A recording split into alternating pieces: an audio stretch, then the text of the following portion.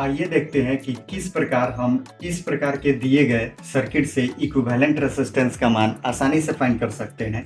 तो यहाँ पर इस प्रकार के सर्किट जब भी आपके सामने आए तो आपको क्या करना है कि जब भी ये वायर जो जोड़ा गया है यहाँ पर, इन दोनों पॉइंट का पोटेंशियल डिफरेंस आपको सेम मानना है। जैसे यहाँ पर आपको ये जो तार जोड़ा गया है, इस पॉइंट और इस पॉइंट लेटर से जो इसको मान लेते हैं ए, ओके, और इसको मान लेते हैं बी। इस ए और क्यू का पोटेंशियल डिफरेंस सेम होगा और पी और बी का पोटेंशियल डिफरेंस क्या होगा, सेम होगा।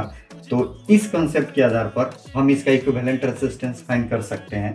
तो पी और बी का सेम पोटेंशियल डिफरेंस होगा, तो इसके लिए हम एक पॉइंट यहाँ पे जूम कर लेते हैं पी, ओके। यहाँ से आप देखेंगे तो पी से एक रेजिस्टेंस यहाँ पे है और इस बी पॉइंट से, चूंकि बी और पी एक ही पॉइंट है, तो यहाँ से 3 ओम और 3 ओम और यहाँ से 3 ओम, अर्थात इन तीनों रेजिस्टेंस का फर्स्ट कॉर्नर इस पॉइंट से निकला हुआ है। तो इसे हम इस प्रकार दिखा देंगे, एक और यहाँ से दिखाएंगे और पुनः यहाँ से हम एक और रेजिस्टेंस का वैल्यू दिखाएंगे।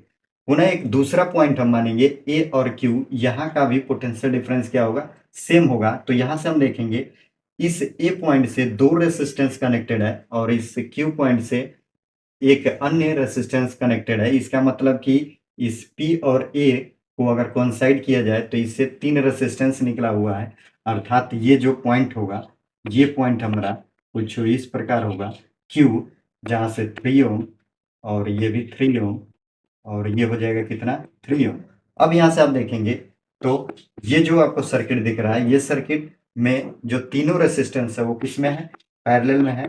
तो यहाँ से हम फॉर्मूला अप्लाई करेंगे 1/3 प्लस 1/3 प्लस 1/3। यहाँ से अगर इसे आप हल करेंगे तो 3/3 इजिकल टू 1। इसलिए यहाँ से इसका इक्विवेलेंट रेजिस्टेंस हमें क्या मिला, 1 ओम। इस प्रकार आप दिए गए सर्किट से आसानी से इक्विवेलेंट रेजिस्टेंस का मान फाइंड कर सकते हैं।